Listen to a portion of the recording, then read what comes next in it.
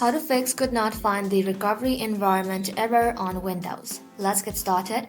For that, first of all, in the search bar, simply search for CMD, then simply tap on Run as Administrator. Once the command prompt opens up, you will have to type in reagent C /enable, then press enter. If you see operation successful, that means that recovery environment has been enabled.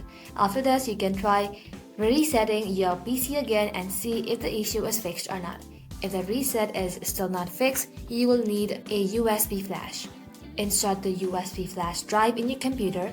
In the search bar, you can simply search for Create a Recovery Driver, then press onto it. Now, you need to follow the on-screen instruction carefully. Windows will back up the required recovery file to your USB drive. Once a recovery drive is created, you can use it to reset your computer without getting the error. This should completely fix could not find the recovery environment problem. That's it. Thank you all for watching. If this video was helpful, consider subscribing to our channel and liking this video.